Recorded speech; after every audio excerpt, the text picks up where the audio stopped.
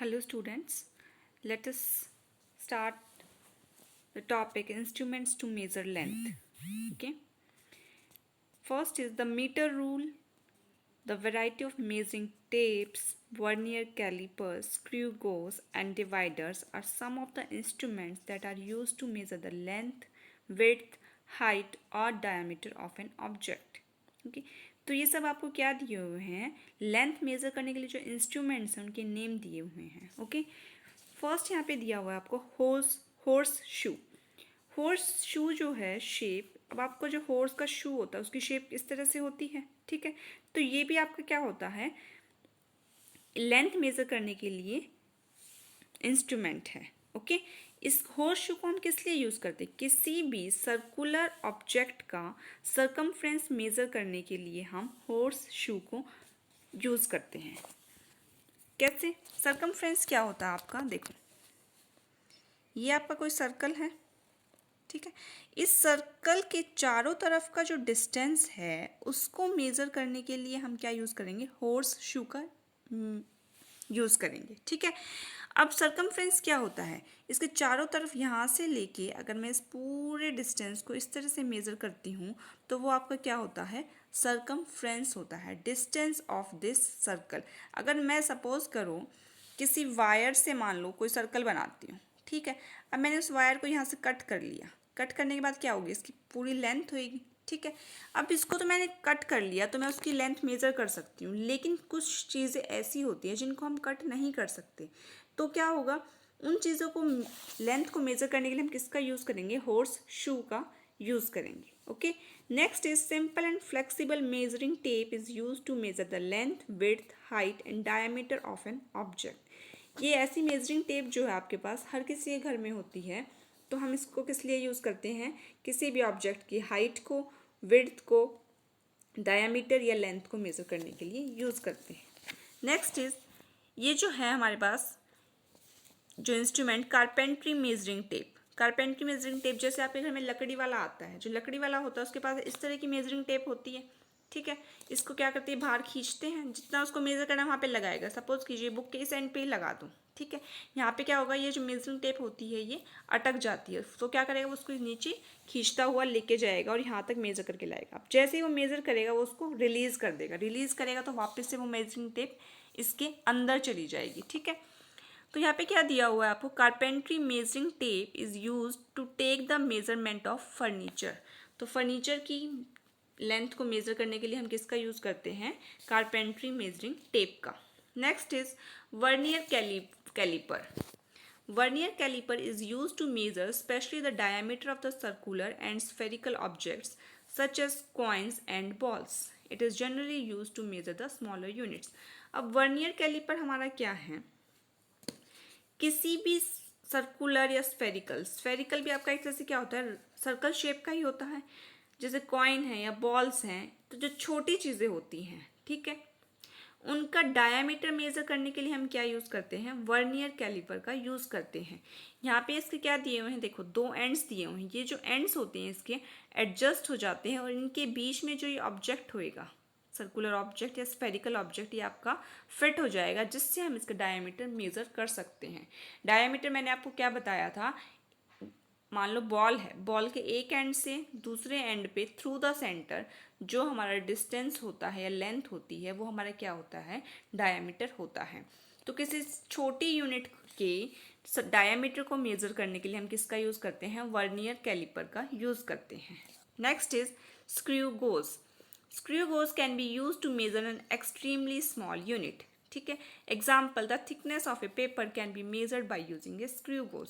अब ये क्या था, कॉइन्स का डायामीटर, यहाँ पे हम क्या निकाल रहे थे, उनका डायामीटर निकाल रहे थे, लेकिन स्क्रू गोज क्या है, और भी ज़्यादा छोटी यूनिट, थिकनेस को मेजर करते. सपोज कीजिए ये आपका पेज है. ठीक है. इसकी अगर आपको थिकनेस मेजर करनी है तो आप क्या यूज़ करेंगे, स्क्रू गोज को यूज़ करेंगे. ठीक है. अब ये मत सोचना कि ये भी हमारा क्या था, स्मॉलर यूनिट्स के लिए था और ये भी स्मॉल यूनिट्स के लिए. ये स्मॉलर यूनिट्स उन स्मॉलर यूनिट्स के लिए थे जिनका हमें डायमीटर निकालना है सर्कुलर थिंग्स का। ये किस लिए है हमारा, जैसे स्क्रू गोज थिकनेस, मतलब मोटाई को मापने के लिए। कोई बहुत ज़्यादा पतली चीज़ है, जैसे पेज है, ये बहुत ही ज़्यादा पतला है आपका, इसकी अगर आपको थिकनेस को मापना है तो आप क्या यूज़ करेंगे, स्क्रू गोज का इस्तेमाल करेंगे। Next is Vernier calipers and screw gauges are common laboratory equipment that are used to measure the internal and external length of the objects very accurately. अब ये क्या करेंगे, आपकी accurately आपकी length को measure करेंगे. In addition, dividers can also be used to measure the distance between 2 points as shown below. अब आपको क्या दिया हुआ, नीचे डिवाइडर दिए हुए हैं। आपके जो ज्योमेट्री बॉक्स होता है, ठीक है, ज्योमेट्री बॉक्स में अगर आप कंपस लेते हैं तो उसके साथ आपको उस ज्योमेट्री बॉक्स में आपके साथ क्या आता है, ये डिवाइडर्स भी आते हैं। अभी डिवाइडर्स आप कैसे यूज़ करते हैं, सपोज कीजिए ये आपका पेन है, ठीक है।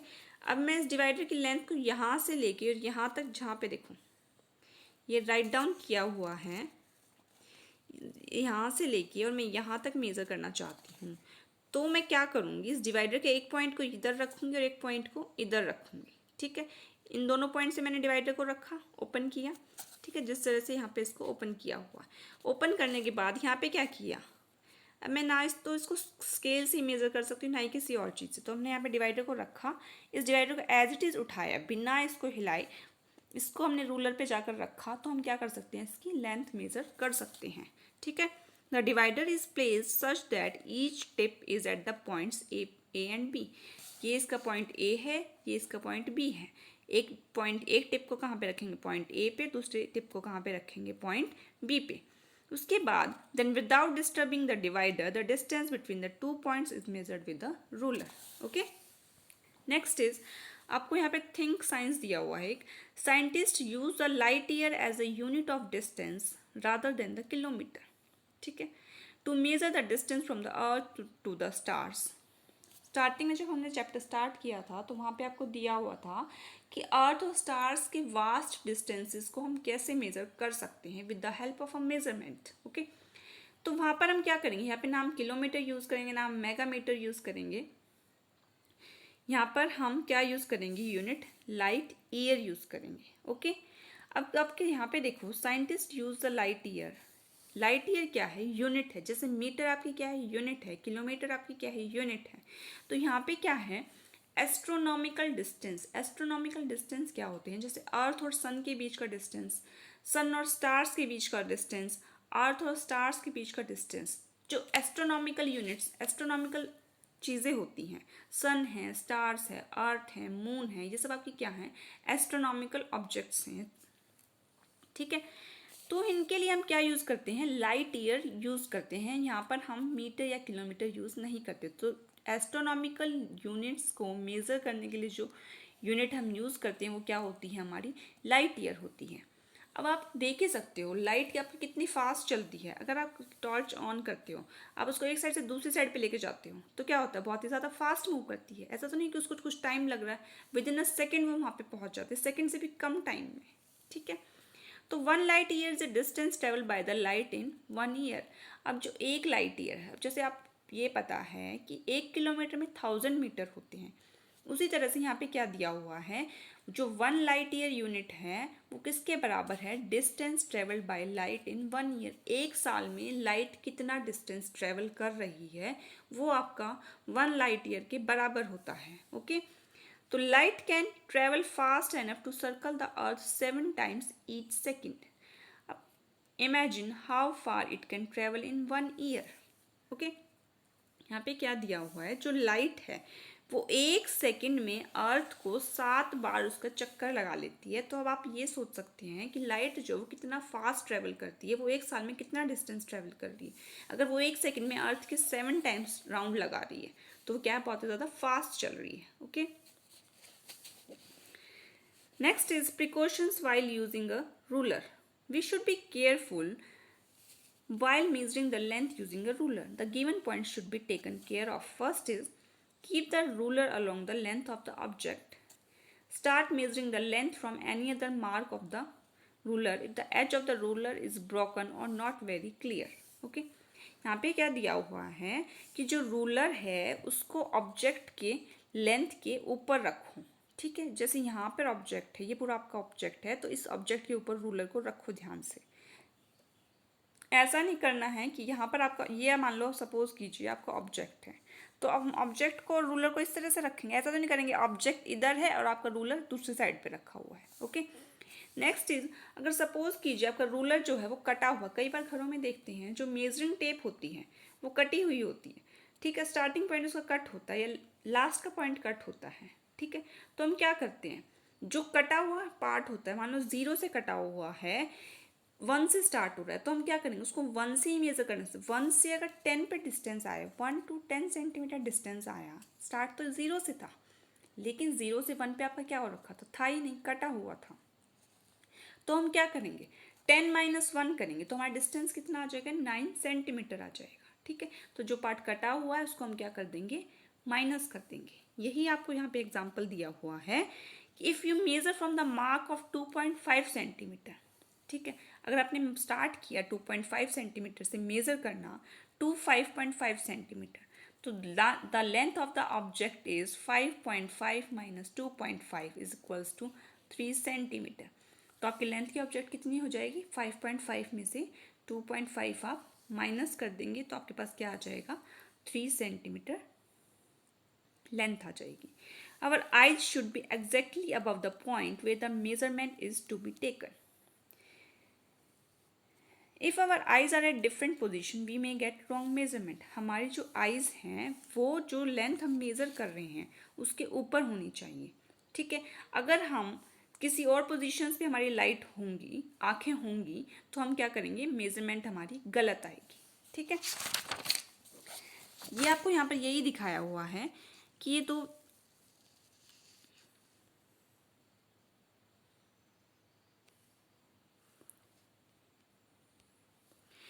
बच्चे यहाँ पे बैठे हुए हैं।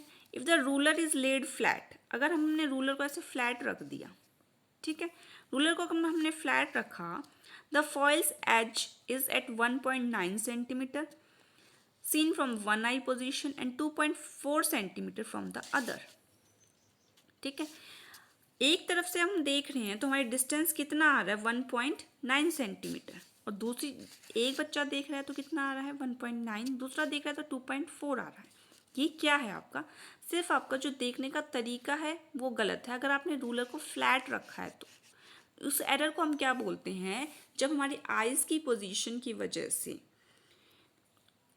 हमारा जो लेंथ है उसमें एरर आ रहा है, एक की वजह से 1.9 आ रहा है, दूसरे की वजह से 2.4 आ रहा है, then this error is known as the parallax error. Okay, next is, अगर हमने इसको, मान लो हमारा रूलर है, इसको खड़ा कर लिया, ठीक है, तो हम इस पैरेलैक्स एरर को क्या कर सकते हैं, रिमूव कर सकते हैं। क्यों कर सकते हैं, क्योंकि यहाँ पे क्या, आईज जब ये रूलर खड़ा होगा तो दोनों की आई पोजीशन क्या होंगे, इसके ऊपर से इसको देखेंगे तो क्या हो जाएगा, आपका पैरेलैक्स एरर जो है वो रिमूव हो जाएगा। ठीक है, नेक्स्ट यहाँ पे दिया हुआ है, use the internet to find how we can measure vast distances such as depth of the deep ocean or the diameter of the earth। Okay, ये आपको खुद से चेक करना है और इसका आंसर बुक में ही लिखना है। नेक्स्ट इज, अगर हमें इस काउच दिया हुआ है, हमें अगर हमें इसकी लेंथ या विड्थ हमें मेजर करनी है तो हम क्या करेंगे, हमें क्या क्या चाहिए होगा, थ्रेड, पेन और पेपर। एक एंड पे हम थ्रेड रखेंगे, place one end of the thread to the beginning of the curved couch, now at the every turn. अब हम क्या है, इस थ्रेड को यहाँ पे रखेंगे, उस थ्रेड को यहाँ ऐसे रखते हुए कर्वी शेप में ही हम नीचे तक लेके आएंगे। ठीक है, when the thread has completely covered the length of the couch, mark the end point of the thread with the help of the marker। जब हमारा एंड पॉइंट आएगा लास्ट पॉइंट पे आके हम उस पर क्या करेंगे, थ्रेड पे मार्कर से मार्क कर देंगे। Repeat the same and measure the width of the wavy couch. अब ये तो हमने क्या किया था, इसकी लेंथ मेजर करने के लिए किया था, हमने इस पोर्शन को मेजर करने के लिए किया था। विड्थ मेजर करनी है तो भी हम क्या करेंगे, सेम प्रोसेस करेंगे, यहाँ पे भी हम क्या करेंगे, इसकी measure the width. Okay, now place the thread straight over the measuring tape and note down the length and width. Okay, next is relevance of estimations. It is not always necessary to make accurate measurements. In some cases, such as the distance between your house to the park of your society, the distance cannot be measured in millimeter or micrometer. Similarly, while cooking a meal or any dish, an approximate quantity of ingredients is taken. यही मैंने आपको पहले ही बताया था कि estimation, कुछ चीज़ें ऐसी होती हैं जो जहाँ पर हमें एस्टिमेशन ही हम ले सकते हैं, वहाँ पे एक्यूरेसी नहीं आ सकती है। अगर हम खाना बना रहे हैं तो हम वहाँ पे क्या लेते हैं, एस्टिमेशन ही लेते हैं, वहाँ पर कभी भी हमारा एक्यूरेसी नहीं आ सकती है। इसी तरह से अगर आपके हाउस और पार्क है, उसके बीच अगर हम डिस्टेंस निकाल रहे हैं तो हम उसको मिलीमीटर या माइक्रोमीटर में नहीं निकाल सकते हैं, वहाँ पर भी हम किलोमीटर्स में या मीटर्स में हम क्या कर सकते हैं, उसको मेज़र कर सकते हैं। वो भी क्या होगा, आपका एक एस्टिमेशन होगा। ठीक है। नेक्स्ट आपका क्या दिया हुआ है, एसएस दिया हुआ है। इस एसएस को मैं आपका सॉल्व करके, इसको भी आपको बुक में ही करना है, सॉल्व करके मैं आपके व्हाट्सएप ग्रुप पे डाल दूंगी। And that is it for today.